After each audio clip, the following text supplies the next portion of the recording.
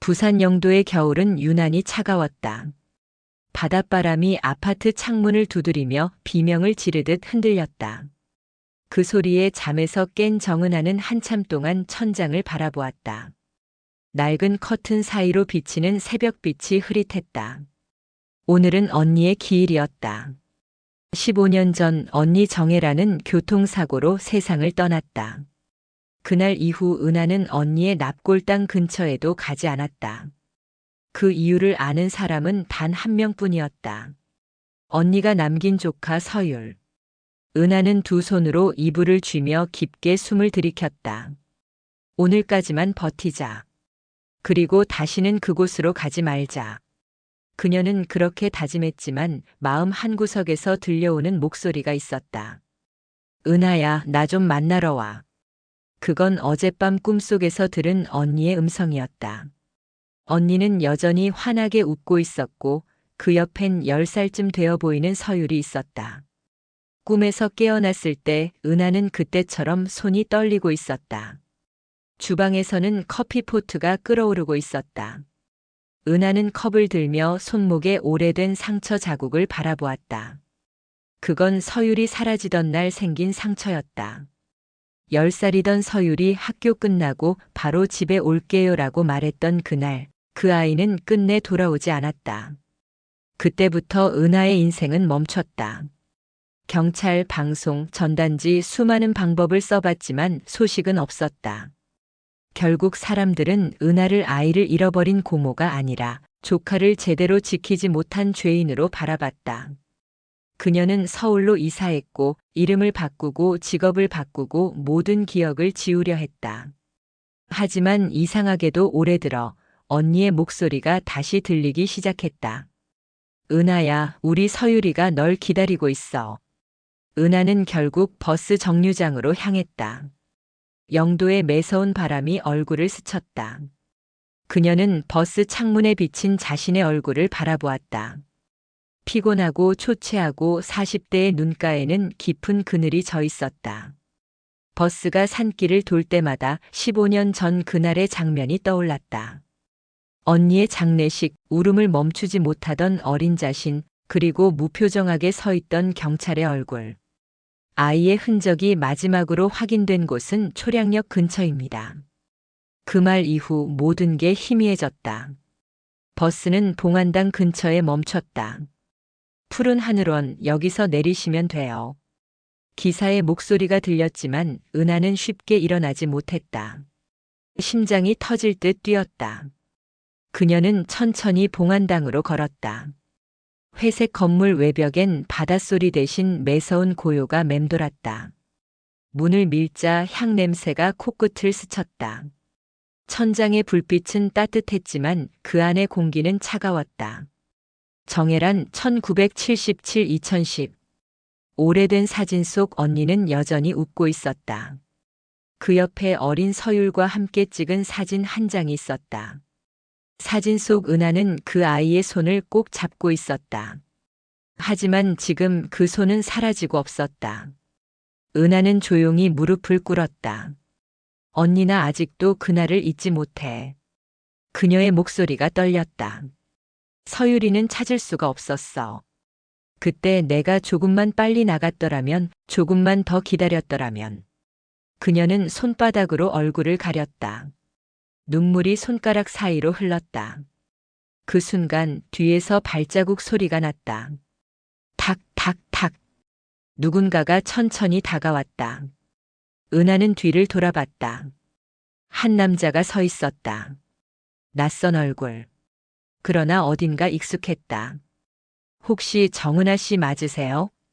그의 목소리는 조심스러웠다. 저 혹시 서율이 아세요? 남자는 고개를 끄덕였다. 네. 저 서율이에요. 은하의 눈이 크게 떴다.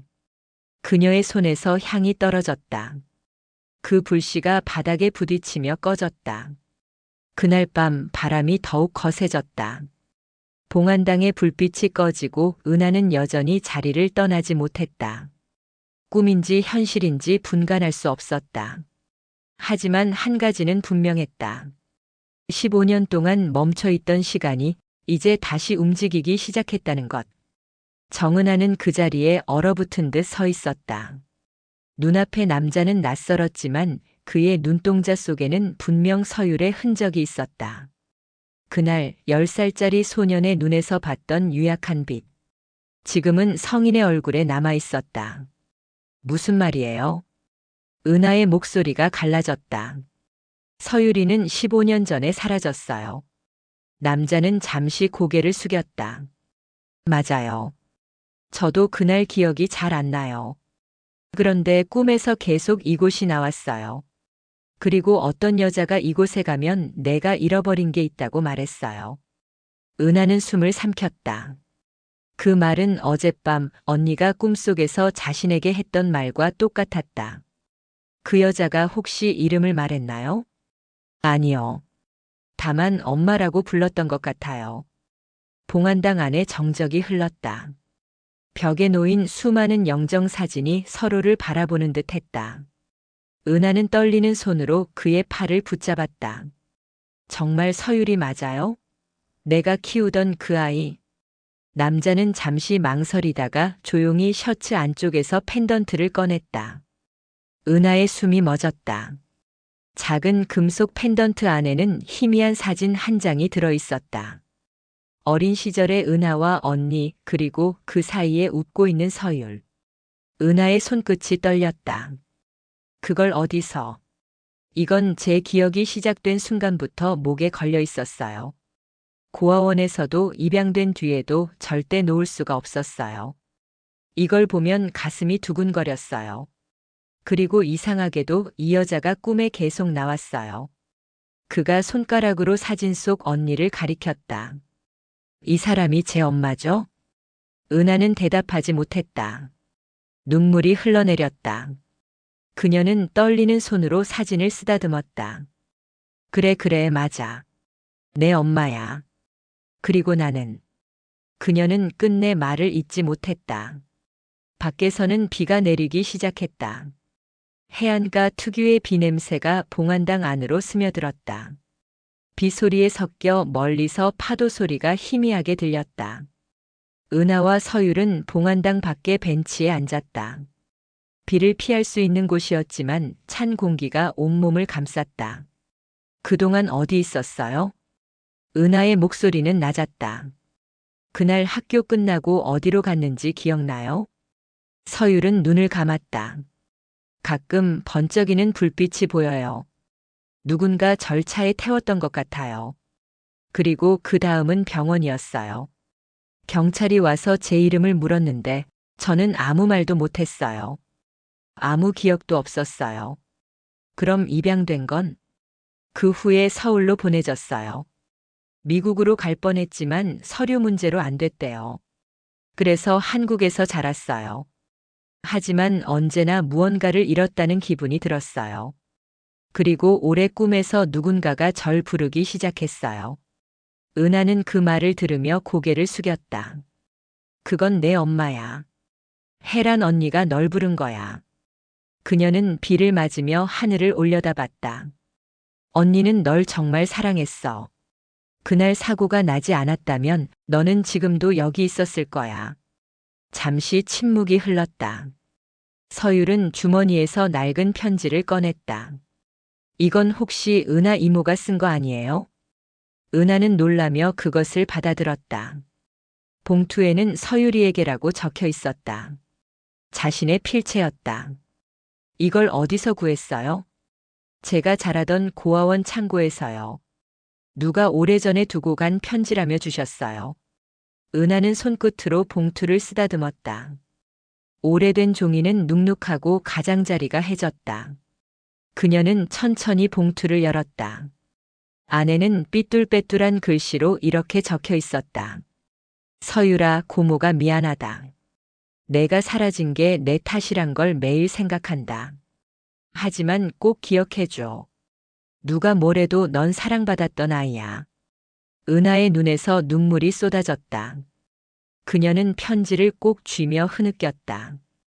이걸 아직 가지고 있었구나. 서율은 잠시 그녀를 바라보다가 조용히 말했다. 이제야 알겠어요. 꿈속에서 그 여자가 계속 말했어요. 용서해달라고. 그게 은하 이모였군요. 아니야. 은하가 고개를 저었다. 그건 내가 아니라 내 엄마야. 나는 아직 용서받을 자격이 없어. 서율은 미소를 지었다. 그럼 오늘부터 같이 가요. 엄마가 원한 게 그거잖아요. 서로를 다시 찾는 것. 바다는 여전히 회색빛이었다. 하지만 그 회색 속에서 은하는 오랜만에 작은 빛 하나를 보았다. 그녀는 조용히 속삭였다. 그래, 서율아. 이제 우리 다시 시작하자. 봉안당의 문이 닫히며 낡은 사진이 살짝 흔들렸다. 사진 속 언니의 미소가 조금 더 따뜻해진 듯 했다. 비가 멈춘 해운대의 아침. 회색빛 하늘 사이로 햇살이 조심스럽게 스며들었다. 정은하는 창가에 앉아 식은 커피잔을 두 손으로 감싸쥐었다. 그녀의 맞은편에는 이제 25이 된 서율이 앉아 있었다. 하룻밤 사이에 둘의 거리는 묘하게 가까워졌다. 하지만 그 안엔 여전히 묻히지 않은 시간의 잔해가 있었다. 이모, 어젯밤 꿈을 또 꿨어요. 서율의 목소리는 낮았지만 분명 떨리고 있었다. 이번엔 차 안이었어요. 어두운 도로에서 누가 제 이름을 부르는데 뒤를 돌아보니까 엄마가 아니라 낯선 남자였어요. 은하는 눈썹을 찌푸렸다. 남자? 네. 한 30 정도 되어 보였어요. 운전석에 있었고 저를 계속 보며 괜찮아, 금방 집에 가자고 말했어요. 그런데 뒤에서 누가 급하게 소리를 질렀어요. 그리고 차가 흔들렸어요. 그의 손끝이 미세하게 떨렸다. 은하는 조심스럽게 물었다. 그 남자가 혹시 언니의 남편일 수도 있을까?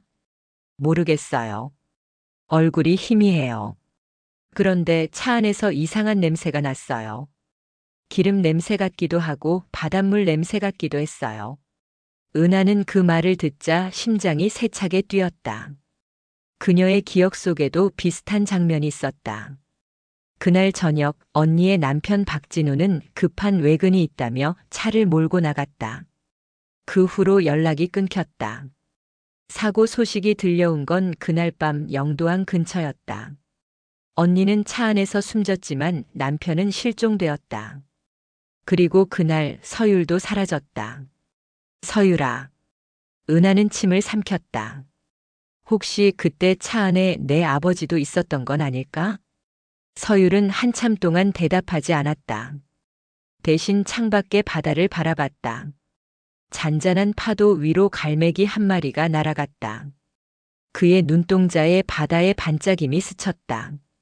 이모, 만약 그게 사실이라면 왜 아무도 나를 찾지 않았을까요? 그 질문에 은하는 아무 말도 할 수 없었다. 15년 동안 그녀 자신도 그 답을 찾지 못했으니까. 그날 오후 은하와 서율은 영도항 경찰서 기록 보관실을 찾았다. 직원은 오래된 서류 더미를 꺼내며 말했다. 2009년 교통사고 사건 기록이면 폐기됐을 수도 있는데요. 운이 좋으면 사본이 남아있을 겁니다. 그녀는 숨을 죽였다. 서류 속에는 오래된 보고서와 사고 현장 사진들이 있었다. 차량은 해안도로 난간을 뚫고 바다로 추락했다. 운전자는 신원 미상, 동승자 정혜란 사망. 아이 한 명이 있었다는 목격 진술만 기록되어 있었다. 하지만 아이의 이름은 공란이었다. 이게 다예요? 네, 당시 아이의 행방이 확인되지 않았다고 되어 있네요. 근처에서 발견된 유류품도 없었고요. 은하는 서류를 덮으며 손을 떨었다. 유류품이 없었다니 그럼 펜던트는? 서율이 목의 체인을 만졌다. 이건 아마 나중에 누가 건네준 거겠죠. 그때 경찰서 벽에 걸린 한 장의 낡은 사진이 눈에 들어왔다. 사고 당시의 구조 장면을 찍은 것이었다. 해안도로 아래에서 바다를 향해 뛰어드는 소방대원, 그리고 그 옆에서 무언가를 부여잡고 있는 남자. 은하의 심장이 멎었다. 그 남자의 얼굴, 분명 언니의 남편 박진우였다. 이건 언니 남편이에요. 그럼 살아있었던 거예요? 서율의 눈이 커졌다. 직원이 말했다. 당시 이 남자는 현장에서 실종 처리됐어요. 구조 도중 파도에 휩쓸렸다고요. 그 후엔요? 기록상으론 사망 추정입니다. 하지만 시신은 발견되지 않았어요. 은하는 경찰서를 나와 바다 쪽으로 걸었다. 찬 바람이 옷자락을 휘날렸다. 그녀는 중얼거렸다. 언니는 죽고 형부는 사라지고 아이는 잃어버리고. 그날 도대체 무슨 일이 있었던 걸까? 서율이 조심스럽게 물었다. 이모, 혹시 그때 형부가 무언가 숨겼던 건 아닐까요? 숨겼다니? 엄마가 항상 그랬어요. 아빠가 하는 일은 어렵지만 우리를 위해서래. 그게 무슨 뜻이었을까요? 은하는 한참 생각하다가 낮게 말했다. 형부는 해운대에 선박 중개 일을 했어. 외항선, 수리선, 보험사랑 얽힌 복잡한 거래들. 언니가 가끔 그런 말을 했었지. 그 사람이 요즘 자꾸 이상해진다고. 서율의 눈빛이 흔들렸다. 그럼 혹시 그 사고가 단순한 교통사고가 아니었다면요? 은하는 대답 대신 멀리서 부서지는 파도를 바라봤다. 바다의 색이 희미하게 붉게 물들고 있었다. 서율아, 우리 내일 언니 집에 가보자. 그 집 아직 그대로 있어. 15년 동안요? 그래. 아무도 들어가지 않았어. 그날 밤 은하는 잠을 이루지 못했다. 어둠 속에서 파도 소리가 들리는 듯 했다. 눈을 감자 또다시 언니의 목소리가 들려왔다. 은하야, 진실을 봐. 내가 지키지 못한 걸 내가 마주해야 해. 그녀는 벌떡 일어났다. 심장이 빠르게 뛰었다. 창문을 열자 차가운 공기가 밀려들었다. 멀리 어둠 속 바다 위에서 희미한 불빛이 깜빡이고 있었다. 그건 마치 오래전 침몰했던 무언가가 다시 수면 위로 떠오르는 신호 같았다.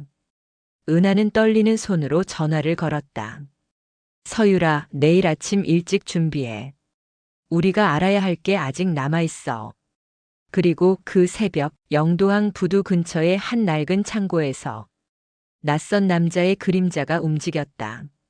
그는 벽에 걸린 신문 스크랩을 천천히 바라봤다. 기사의 제목에는 이렇게 적혀 있었다. 2009년 해운대 부부 추락사, 남편 시신 미확인으로 미제 종결. 남자는 천천히 미소를 지었다. 그리고 낮게 중얼거렸다. 결국 찾으러 오는군요, 은하 씨. 다음 날 새벽 안개가 짙게 깔린 영도의 골목길. 정은하와 서율은 말없이 언덕을 걸어 올랐다. 15년 전 언니 혜란이 살던 집은 바다를 내려다보는 오래된 단층 주택이었다. 벽의 페인트는 벗겨졌고 대문 앞에는 잡초가 무성했다. 그 집은 시간이 멈춘 듯 고요했다. 이모, 정말 여기가 엄마가 살던 곳이에요? 그래. 내가 마지막으로 본 언니의 집이 바로 여기야. 은하는 대문 앞에 멈춰 섰다. 열쇠를 넣자마자 녹슨 자물쇠가 삐걱거리며 소리를 냈다. 문이 천천히 열리자 곰팡이 냄새와 함께 묵은 먼지가 한꺼번에 공기 속으로 퍼졌다. 거실에는 낡은 소파와 깨진 유리 액자가 있었다. 벽에는 여전히 언니와 서율의 가족 사진이 걸려 있었다. 사진 속 언니는 환하게 웃고 있었지만 그 미소는 어딘가 지쳐 있었다. 여기서 엄마랑 살았던 기억은 없어요. 서율이 조용히 말했다. 괜찮아. 기억이란 건 언젠가 돌아오는 거니까. 은하는 먼지를 털며 거실 한쪽의 장식장을 열었다. 그 안에는 오래된 일기장이 있었다. 표지에는 2009년 봄 혜란이라고 적혀 있었다. 은하는 그걸 조심스럽게 펼쳤다. 글씨는 정갈했지만 점점 흔들리고 있었다. 요즘 진우가 늦게 들어온다. 바다에서 무슨 거래를 하는지 묻지 말라며 화를 낸다. 아이 앞에서는 항상 웃는데 그 눈빛이 너무 낯설다. 은하는 숨을 멈췄다. 다음 장에는 짧은 문장이 덧붙여져 있었다. 무슨 일이 생기면 은하에게 부탁해야겠다. 그녀는 손을 떨며 페이지를 넘겼다. 마지막 장에는 글씨가 흐릿하게 번져 있었다. 잉크가 번진 자리에 희미하게 남은 단어들. 선적 서류, 보험, 거래, 그리고 위험. 이모, 그게 무슨 뜻이에요? 모르겠어. 하지만 단순한 교통사고가 아니라는 건 확실해. 그럼 아빠가 뭘 숨기고 있었던 걸까요? 은하는 대답 대신 서랍을 뒤졌다. 그 안에는 오래된 USB 메모리가 있었다. 검은 테이프로 감싸져 있었고 테이프 위에는 언니의 글씨로 단 한 줄이 적혀 있었다. 진실을 보고 싶다면 바다를 다시 봐. 은하의 가슴이 철렁 내려앉았다. 이건 언니가 마지막으로 남긴 거야. USB요? 안에 뭐가 있을까요? 모르겠어. 하지만 언니는 기술에 서툴렀어. 이걸 남겼다는 건 누군가에게 보여주기 위한 게 아니라 숨기기 위한 거야.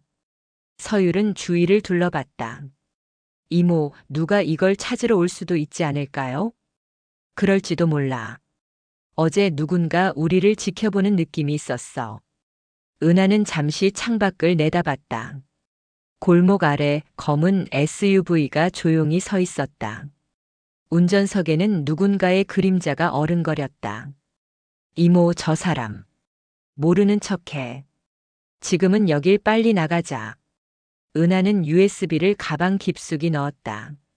그리고 현관을 나서려던 순간 거실 구석에 작은 금고가 눈에 들어왔다.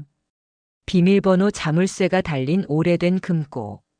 언니는 비밀번호를 늘 생일로 했었지. 은하는 손끝으로 417을 돌렸다. 딸깍 소리와 함께 금고 문이 열렸다. 그 안에는 사진 한 장과 낡은 봉투가 있었다. 사진에는 혜란, 진우 그리고 낯선 남자 한 명이 서 있었다. 배경은 부산항 부두 17번 창고. 그들의 표정은 긴장되어 있었고 진우의 손에는 봉투가 들려 있었다. 봉투 안에는 서류 한 장이 들어 있었다. 선박보험 청구서 금액 12억 원. 이건. 은하는 숨을 삼켰다. 형부가 그날 사고 직전에 처리하려던 서류야. 만약 이게 조작된 거라면 사고는 의도된 걸 수도 있어. 서율이 입술을 깨물었다. 그럼 아빠가 엄마를 해친 걸까요? 아니, 그건 아직 몰라. 하지만 분명 뭔가 숨기고 있었어. 그때 집 밖에서 탁 하는 소리가 났다. 서율이 창문 쪽으로 다가갔다. SUV의 운전석에 있던 남자가 내리고 있었다. 모자를 눌러 쓴 채 카메라로 집을 찍고 있었다. 이모, 우리 들켰어요. 뒤쪽 창문으로 나가자. 은하는 급히 USB와 서류를 품에 넣고 서율의 손을 붙잡아 뒤뜰로 향했다. 낡은 담장을 넘어 골목길로 내려섰다. 뒤에서 발소리가 따라붙었다. 남자가 무전기를 들고 누군가에게 말했다. 확인했습니다. 자료를 확보한 것 같습니다. 은하와 서율은 골목을 빠져나와 버스 정류장으로 달렸다. 숨이 가빠오고 손이 떨렸다. 버스가 떠나자마자 그녀는 의자에 털썩 앉았다. 이모, 그 사람들은 누구예요? 형부와 관련된 보험회사나 선박 중개인일지도 몰라. 언니가 죽던 날 뭔가 큰 돈이 오갔던 게 분명해. 서율은 고개를 숙였다.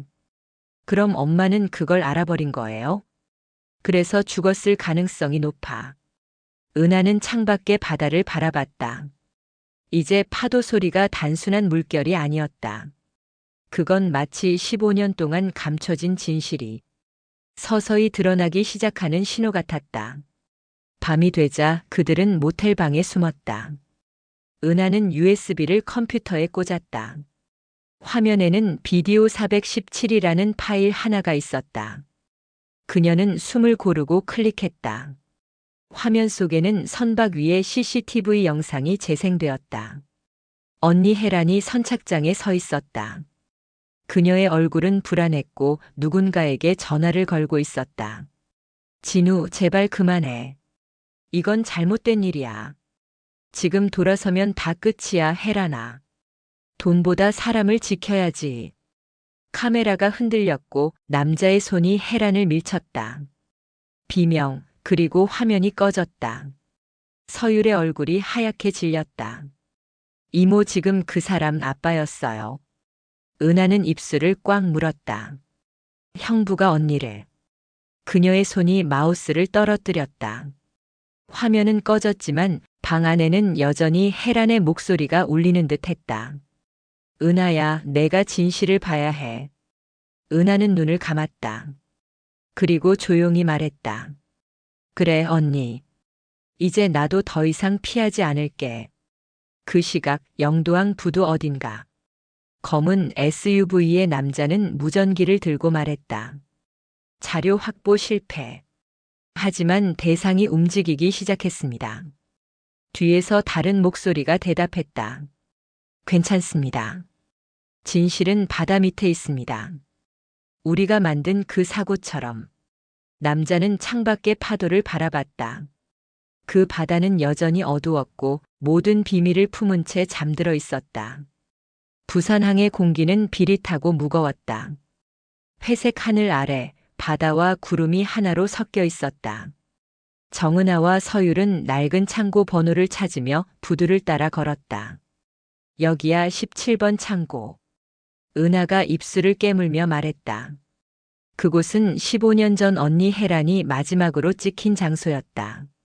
창고는 철문이 반쯤 녹슬어 있었고 벽면에는 오래된 회사 이름 해진해운물류가 희미하게 남아 있었다. 문을 밀자 먼지와 녹냄새가 섞인 공기가 밀려나왔다. 안에는 낡은 컨테이너 몇 개와 금속 선반이 있었다. 모든 게 버려진 듯 보였지만 한쪽 구석의 바닥만은 누군가 최근에 닦은 듯 깨끗했다. 이모, 여긴 누가 드나드는 것 같아요. 조심하자. 누가 있을지도 몰라. 그때 발소리가 났다. 철제 바닥이 삐걱이며 울렸다. 은하가 뒤를 돌아보자 검은 점퍼를 입은 남자가 천천히 걸어 들어왔다. 그는 모자를 눌러쓰고 있었다. 얼굴은 그림자에 가려졌지만 낮게 깔린 목소리가 들렸다. 이럴 줄 알았어요. 결국 여길 찾아올 줄. 은하의 심장이 쿵 내려앉았다. 당신 누구야? 오랜만이네요, 은하 씨. 그가 고개를 들었다. 잔뜩 늙고 지친 얼굴이 드러났다. 그러나 눈빛만큼은 15년 전 그대로였다. 형부 진우 씨? 서율이 숨을 멈췄다. 아빠. 남자는 미소를 지었다. 그래, 서율아. 많이 컸구나. 그의 목소리는 차분했지만 이상하게도 따뜻하지 않았다. 은하는 믿을 수 없다는 표정으로 물었다. 죽은 줄 알았어. 왜 지금까지 숨어 있었던 거야? 죽은 게 낫겠다고 생각했지. 그날 이후 모든 게 무너졌으니까. 진우는 천천히 창고 한가운데로 걸었다. 그가 손짓하자 컨테이너 하나가 미세하게 열렸다. 그 안에는 오래된 선박 부품들과 함께 파일 뭉치와 노트북이 있었다. 이게 다 뭐야? 은하가 다가섰다. 이건 내가 15년 동안 숨겨온 진실이야. 그는 노트북을 켰다. 화면에는 선박 거래 내역과 보험 청구서, 그리고 은하가 전날 본 영상의 다른 부분이 재생됐다. 진우 씨, 이건 불법이에요. 혜란의 목소리가 들렸다. 입에 실은 수리비 청구용으로 일부러 침몰시키려는 거잖아요. 이건 다 회사의 짓이야. 나도 어쩔 수 없어. 당신이 그 배에 사람까지 태웠다고 했잖아. 화면이 흔들리며 정전기 섞인 음성이 이어졌다. 이건 계획이 아니야, 혜란. 문 열지 마. 이후 바다의 거친 파도 소리만 들렸다. 화면은 어두워졌고 다시 정적이 찾아왔다. 서율은 믿기 힘들다는 듯 고개를 저었다. 아빠, 그게 다 사실이에요? 엄마는 당신 때문에 죽은 거예요? 진우는 눈을 감았다. 아니야. 혜란은 우연히 현장을 목격했어. 그날 나를 만나러 왔다가 내가 태운 차에 함께 있었지. 우린 싸웠고 그리고 난 운전대를 놓쳤어. 그게 마지막이었어. 하지만 왜 시신을 찾지 못했죠? 은하의 목소리는 차가웠다. 그건 나를 지워야 했으니까. 회사도 경찰도 모두 입을 닫았어. 보험사에서 거액이 움직였거든. 그는 책상 위에 파일을 밀어주었다. 이 안에 모든 게 있어. 사건, 거래, 그리고 그날의 서류. 은하는 파일을 열었다. 그 안에는 해진해운 내부 합의서, 그리고 보상금 지급 내역 대표 박진우라는 문서가 있었다. 형부, 당신은 결국 돈을 받은 거야? 살기 위해서였어. 혜란이 죽은 뒤 나도 바다에 몸을 던졌지. 하지만 누군가 날 건졌어. 그들이 말했지. 살고 싶으면 모든 걸 잊으라고. 그들이 누구야? 보험 조정인 그리고 해운조합의 실무자들. 그들은 지금도 이 항구를 장악하고 있어. 서율이 눈을 떼지 못했다. 그럼 엄마는 정말 우연히 거기에 있었던 거예요? 진우의 표정이 일그러졌다. 아니, 혜라는 날 막으려 했어. 그때만큼은 나보다 정의로웠지. 그의 목소리가 낮게 가라앉았다. 하지만 서유라, 내 엄마는 나를 미워하지 않았어. 마지막 순간에도 날 부르더라. 서율은 손을 떨며 뒤로 물러났다. 아빠, 그 말 하지 마요. 엄마가 당신 때문에 죽었는데 이제 와서 용서받을 수 있다고 생각해요? 진우는 고개를 숙였다. 용서받으려는 게 아니야. 이제 진실을 알려야겠다는 생각뿐이야. 그 순간 창고 바깥에서 차 엔진 소리가 들렸다. 은하가 창문 너머로 고개를 돌렸다. 검은 SUV 여러 대가 부두 쪽으로 다가오고 있었다. 찾아왔군요. 진우가 낮게 말했다. 그들이야. 나를 죽이려 했던 사람들. 그럼 빨리 나가요. 서율이 외쳤지만 진우는 고개를 저었다. 이제 도망칠 수 없어. 이건 나만의 죄가 아니야. 이 항구의, 이 바다의 죄지. 그는 USB 하나를 은하의 손에 쥐어줬다. 이건 내가 모은 증거야. 사람들이 모르게 숨겨둔 거래 내역이 들어있어. 이걸 꼭 기자에게 전달해. 형부 같이 가요. 안 돼. 난 이미 죽은 사람으로 살아왔어. 이젠 마무리해야 해. 창고 문이 열리며 남자들이 들이닥쳤다. 박진우, 아직도 살아있었군. 총구가 번쩍였다. 진우는 그들을 향해 외쳤다. 이젠 끝내자. 더는 아무도 다치게 하지 마. 총성이 울렸다. 바람이, 바다가 그리고 창고의 철문이 동시에 흔들렸다. 서율이 비명을 질렀다. 아빠. 연기가 거치자 바닥에는 피가 번지고 있었다. 진우는 은하 쪽을 향해 미소를 지었다. 이제 됐어요. 진실을 꼭 알려줘요. 그의 손이 바닥으로 떨어졌다. 은하는 무릎을 꿇었다. 형부 왜 이제 와서? 창고 밖으로 나온 은하와 서율은 바다 쪽으로 달렸다. 멀리서 사이렌이 울리고 있었다. 은하는 주먹을 꽉 쥐었다. 손에는 진우가 남긴 USB가 있었다. 이모, 이걸로 이제 끝난 거죠? 아니, 서율아. 이제 시작이야. 그녀의 눈빛이 바다를 향했다. 파도는 여전히 무심하게 부서지고 있었다. 그 속엔 15년 전의 진실이 그리고 이제 막 깨어난 고통이 함께 출렁였다. 그날 밤 뉴스에는 한 줄의 기사가 떴다. 부산항 17번 창고 화재 신원 미상의 남성 사망. 해진해운 전직 직원 박모 씨로 추정. 기사는 짧았고 사실을 감췄다. 하지만 은하는 알았다. 이건 단순한 사고가 아니었다. 그리고 진우가 마지막으로 남긴 그 한마디가 계속 귀에서 맴돌았다. 진실은 바다 밑에 있지만 언젠가 떠오른다. 은하는 바다를 향해 조용히 속삭였다. 그래. 언니, 이제 나도 끝까지 갈게. 비가 다시 내렸다. 부산항을 떠난 버스 안 정은하는 창문에 이마를 대고 있었다. 차창에 맺힌 빗물이 흘러내릴 때마다 그녀의 눈가에도 물방울이 번졌다. 옆자리의 서율은 한마디도 하지 않았다. 그의 손에는 아직도 피가 묻은 USB가 쥐어져 있었다. 이모. 서율이 낮게 입을 열었다. 아빠는 진짜 죽은 거겠죠? 은하는 대답하지 않았다.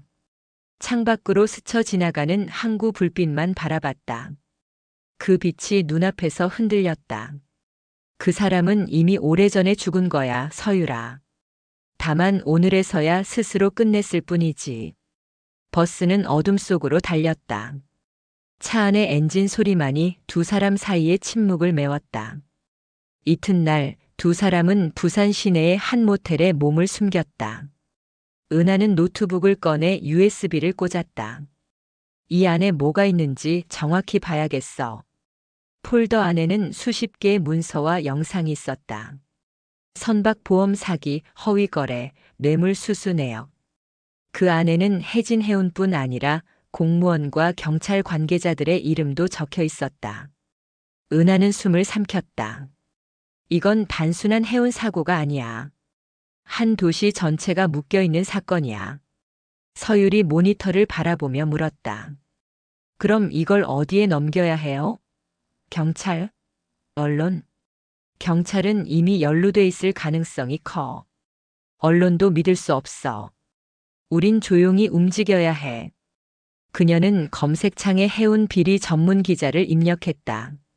몇몇 이름이 뜨는 가운데 한 기자의 이름이 눈에 들어왔다. 강도윤, 부산일보 탐사보도팀.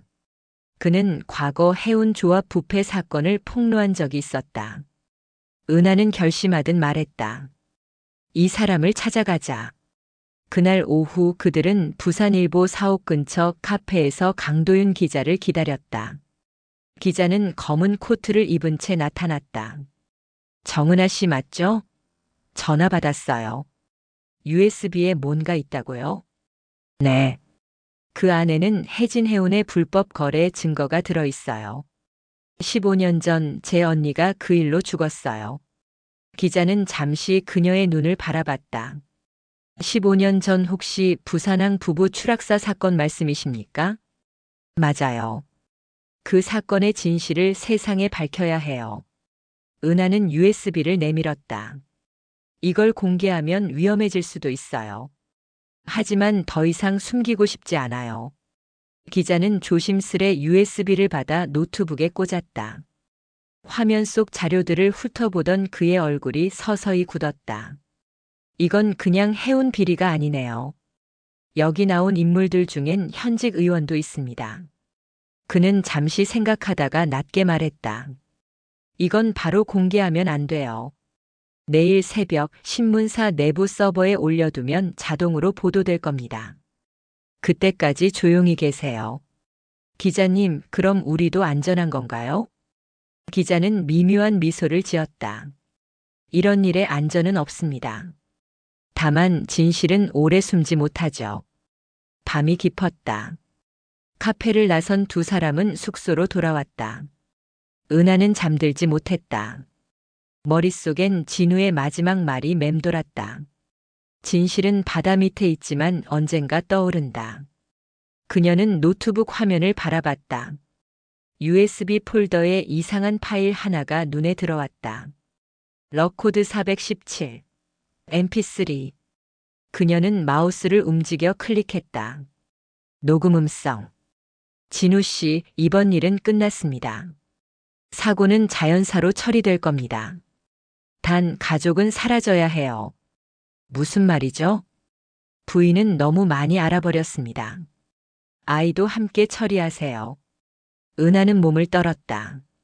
이건 살인이었어. 서율이 놀라서 일어났다. 이모, 이 목소리 아빠가 아닌데요? 그래. 이건 제3자야. 아마 혜진 해운의 실무 책임자일 거야. 그녀는 파일의 메타데이터를 확인했다. 녹음 장소 부산항 관리동 2층 회의실. 날짜 2009년 4월 16일. 바로 사고 하루 전이었다. 다음 날 새벽. 은하는 기자에게 전화를 걸었다. 지금 바로 기사 내주세요. 그들이 더 움직이기 전에. 하지만 상대방의 목소리는 없었다. 대신 낯선 남자의 목소리가 들려왔다. 강 기자 말입니까? 그 사람은 지금 연락이 불가능합니다. 누구세요? USB 잘 받았습니다. 괜히 위험한 짓 하지 마시죠, 정은아 씨. 뚝. 전화가 끊겼다. 은하는 손에서 휴대폰을 떨어뜨렸다. 서유라, 그들이 움직였어. 그녀는 서둘러 짐을 챙겼다. 지금 당장 나가야 해. USB 사본은 남겨뒀으니까 원본은 절대 넘기면 안 돼. 이모, 우리 이제 어디로 가요? 부산을 떠나야 해. 그리고 언니의 납골당으로 가자. 거기서부터 다시 시작해야 해. 한편 어둠 속에서 한 남자가 휴대폰을 껐다. 그의 책상 위에는 은하가 건넸던 USB가 놓여 있었다. 모니터에는 그녀와 서율의 사진이 확대되어 있었다. 그는 천천히 미소를 지었다. 결국 진실을 드러내려는군요. 좋아요. 그럼 바다로 다시 데려가 드리죠. 창문 밖으로는 폭우가 쏟아지고 있었다. 바다를 향해 번개가 내리쳤다. 마치 그 아래에서 오랫동안 잠들어 있던 진실이 다시 몸을 뒤트는 듯한 불길한 진동이었다. 그날 새벽 정은아와 서율은 버스터미널로 향했다. 손에는 단 하나의 USB가 있었다. 그 속엔 진우의 죽음보다 더 무거운 진실이 담겨 있었다. 이모, 진실을 밝히면 우리도 괜찮을까요? 모르겠어. 하지만 언니가 그랬잖아. 진실은 아프더라도 거짓보다 낫다고. 서율은 고개를 끄덕였다. 그리고 차창 너머로 멀어지는 부산항을 바라봤다. 그 바다 아래엔 아직도 수많은 이름이 잠들어 있었다. 버스는 이른 새벽에 고속도로를 달리고 있었다. 차창 밖은 아직 어둡고 도로 위에 가로등 불빛만이 간헐적으로 깜빡였다. 정은아는 깊은 숨을 몰아쉬며 주변을 살폈다. 옆자리의 서율은 눈을 감고 있었지만 손끝은 여전히 긴장으로 굳어 있었다. 그의 품속에는 단 하나의 USB가 있었다. 진우가 목숨을 걸고 남긴 증거. 이모, 우리 어디로 가는 거예요? 언니의 납골당. 푸른 하늘원으로. 거길 왜요? 위험하지 않아요? 그곳이 마지막이자 시작이야. 언니가 우리를 그리로 부른 이유가 있을 거야. 은하는 그렇게 말했지만 사실 자신도 불안했다. 누군가가 이미 강 기자를 없앴다는 건 그들이 정보망 전체를 장악하고 있다는 뜻이었다. 부산 톨게이트를 지날 무렵 후사경 너머로 검은 SUV 한 대가 눈에 들어왔다. 은하의 등줄기가 서늘해졌다. 서율아, 뒤에 차 보여. 서율이 몸을 돌렸다. SUV는 일정한 거리를 유지한 채 따라붙고 있었다. 이모, 그 차 어제 창고 근처에 있던 거예요. 은하는 이를 악물었다. 놈들이 벌써 알아챘어. 그녀는 가방에서 휴대폰을 꺼냈다. 배터리를 분리하며 말했다. 휴대폰 위치 추적할 거야. 지금부턴 전파 끊자. 서율도 자신의 폰을 껐다. 그럼 이제 어떻게 해요? 중간 정류장에서 내려야 해. 그들이 터미널까지 오게 둘 수는 없어. 30분 뒤 버스는 김해 근처의 휴게소에 정차했다. 은하와 서율은 아무 말 없이 내려 사람들이 붐비는 매점 사이로 몸을 숨겼다. 그러나 몇 분 지나지 않아 SUV가 천천히 주차장으로 들어왔다. 검은 점퍼를 입은 남자 둘이 내렸다. 하나는 무전기를 들고 주변을 살폈다. 은하는 서율의 팔을 잡았다. 뒤쪽 출구로 가자. 그들은 식당 뒤편의 문으로 나가 산책로로 향했다. 비가 그친 도로는 젖은 흙냄새로 가득했다. 이모, 왜 우리를 쫓는 걸까요? 진우가 남긴 자료 때문이야. 그 안에 있는 이름들이 그들의 목줄이거든. 뒤에서 무전음이 울렸다. 정은아, 여성, 중년. 청년 남성과 동행 중. 휴게소 3번 출입구 확인. 은하의 심장이 쿵 내려앉았다. 이쪽으로 와, 서율아. 그녀는 산책로를 빠져나와 숲길로 들어섰다. 나무 사이를 비집고 걷는 동안 발소리가 점점 가까워졌다. 이모, 저기. 서율이 가리킨 곳엔 오래된 배수관 입구가 있었다. 지름 1미터 남짓의 좁은 콘크리트 터널. 은하는 잠시 망설이다가 그곳으로 몸을 숙였다. 안으로 들어가.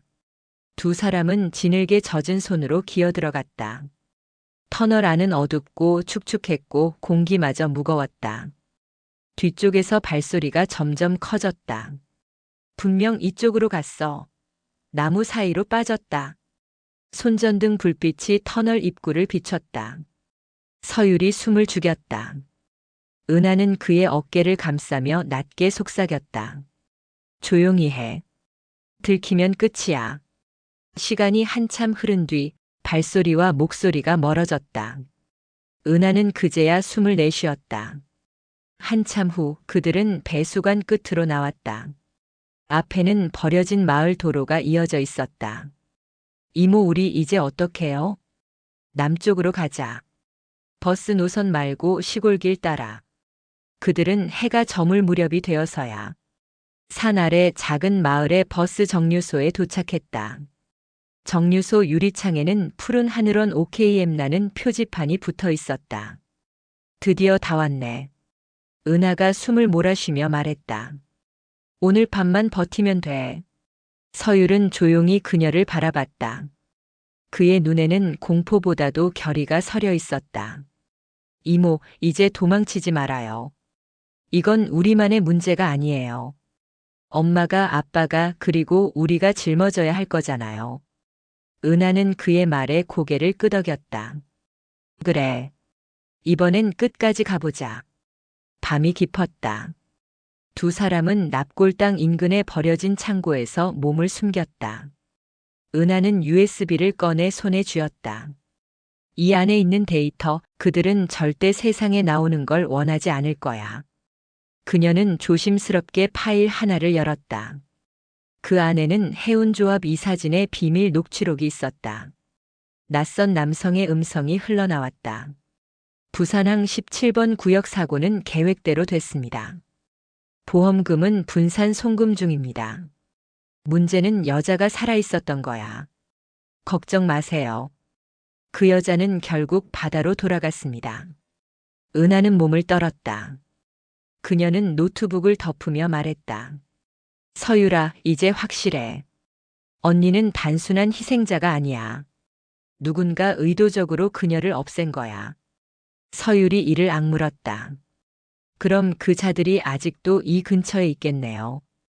그때 창고 바깥에서 낯선 소리가 들렸다. 철문을 긁는 금속음.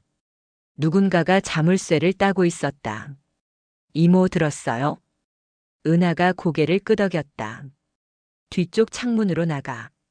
그들은 조용히 창문을 열고 밖으로 빠져나왔다. 바람이 세차게 불었다. 멀리 납골당 불빛이 희미하게 보였다. 그 순간 총성이 울렸다. 탕! 벽이 깨지며 콘크리트 파편이 튀었다. 이쪽이다. 남자의 목소리가 어둠 속에서 들렸다. 은하와 서율은 언덕 아래로 달렸다. 비탈길을 따라 납골당 쪽으로 이어지는 좁은 길. 은하는 숨이 가쁘게 차올랐지만 멈출 수 없었다. 이모, USB. 여기 있어. 그녀는 가슴 쪽을 움켜쥐며 말했다. 이걸 잃으면 언니의 죽음은 헛되게 돼. 한참을 달린 끝에 두 사람은 납골당 입구에 도착했다. 바람에 향 냄새가 섞여 흩날렸다. 이모, 이 안으로 들어가요. 아니, 그들은 곧 따라올 거야. 여기서 싸워야 해. 은하는 주변을 살폈다. 헌화대 뒤에 설치된 감시 카메라가 눈에 들어왔다. 좋아, 이걸 이용하자. 그녀는 노트북을 꺼내 USB를 꽂았다. CCTV 메모리로 직접 영상 전송할 거야. 서버가 자동으로 보관하게. 그럼 그들이 와도 증거는 남는 거네요. 그래. 우리만 사라져도 진실은 남게 돼. 은하의 손이 떨렸지만 눈빛은 단단했다. 전송 막바지 발소리가 다가왔다. 찾았다. 멈춰. 손전등 불빛이 어둠을 가르며 쏟아졌다. 그 순간 서율이 은하를 감싸 안았다. 이모, 몸을 숙여요. 총성이 또다시 터졌다. 파편이 튀고 불빛이 흔들렸다. 하지만 그 순간 은하의 노트북 화면에 전송 완료라는 문구가 떴다. 그녀는 입가에 미소를 지었다. 됐어, 언니, 이제 됐어. 멀리서 사이렌 소리가 들려왔다.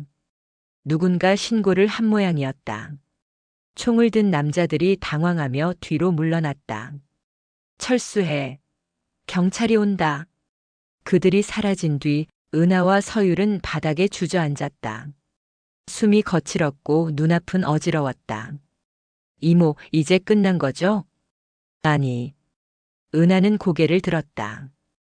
이건 아직 시작이야. 진실이 세상에 닿을 때까지 우린 멈추면 안 돼.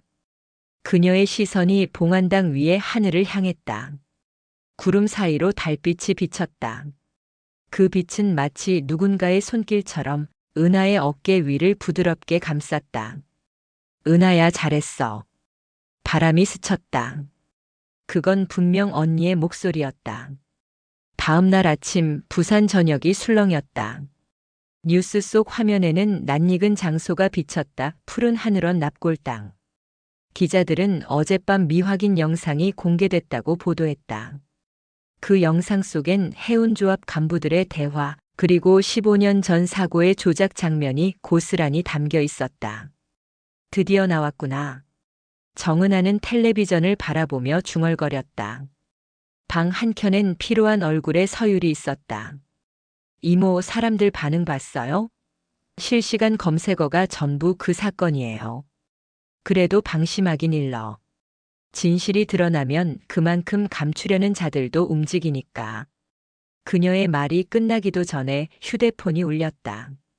정은아 씨죠? 부산지검 특수부입니다. 귀하께서 제공하신 자료에 대해 직접 확인이 필요합니다. 은하는 짧게 숨을 내쉬었다. 이제 끝을 보자는 거군요. 검찰청 조사실. USB의 사본을 통해 조작된 보험 서류, 위조 계약서, 그리고 박진우가 남긴 녹취 파일이 모두 증거로 채택되었다. 사건은 2009년 해운조합 비리 및 살인 공모 사건으로 재수사에 착수되었다. 신문 일면에는 이렇게 쓰였다. 15년 전 해운 사고 보험 사기로 드러나 내부 고발자의 가족 희생 밝혀져. 서율은 기사를 보며 조용히 말했다. 엄마가 결국 이겼네요. 은하는 고개를 끄덕였다. 그래. 이제야 언니가 편히 쉴 수 있겠지. 밖에서는 봄비가 내렸다. 비 냄새 속에 묻은 짠 바다 냄새가 은하의 기억을 흔들었다. 그녀는 하늘을 올려다보며 속삭였다. 언니, 약속 지켰어. 이젠 정말 끝났어. 바람이 불었다. 그 바람 속에서 누군가의 미소가 들려오는 듯 했다. 은하야, 고마워. 진실이 드러난 지 사흘째. 세상은 빠르게 떠들썩해졌지만 정은아는 평온하지 않았다. TV 속 뉴스 앵커가 말했다. 해운조합 핵심 인물 3명이 구속되었습니다. 그러나 도피 중인 관련자가 한 명 더 있는 것으로. 그때였다. 은하의 휴대폰으로 한 통의 메시지가 도착했다. 끝난 줄 알았나요? 당신이 가진 사본, 우리가 찾으러 갑니다. 서율이 놀라 물었다. 이모, 또? 은하는 창문을 닫으며 짧게 답했다. 남은 자들은 끝까지 발버둥치지. 그녀는 서율의 손을 잡았다. 이젠 두렵지 않아. 진실은 이미 세상 밖에 있어. 밖에서는 경찰차의 불빛이 번쩍였다. 멀리서 사이렌 소리가 점점 가까워졌다. 은하는 미소를 지었다. 이제 그들도 잡히겠지. 이제 정말 끝이다. 비가 그쳤다. 하늘 위로 구름이 걷히며 햇살이 푸른 하늘원을 향해 내려앉았다. 며칠 뒤 바다는 잔잔했다. 정은아는 해운대의 방파제에 서 있었다. 손에는 낡은 목걸이 하나가 쥐어져 있었다. 언니 혜란이 생전에 늘 차고 다니던 것. 그녀는 그것을 바다에 던졌다. 이젠 됐어, 언니. 서율이랑 나 잘 살아볼게. 멀리서 서율이 손을 흔들었다. 그의 얼굴에는 오래 묵은 그림자 대신 미소가 남아 있었다. 그 미소가 바다빛에 섞여 번졌다. 은하는 눈을 감았다. 바람이 불었다. 그 바람 속에 언니의 목소리가 들려왔다. 고마워, 은하야. 이제 편히 쉬어. 그녀는 천천히 걸음을 돌렸다. 등 뒤로 부서지는 파도 소리가 들려왔다. 그 순간 은하는 비로소 알았다. 진실은 아프게 시작됐지만 끝은 언제나 따뜻한 이별로 남는다는 것을.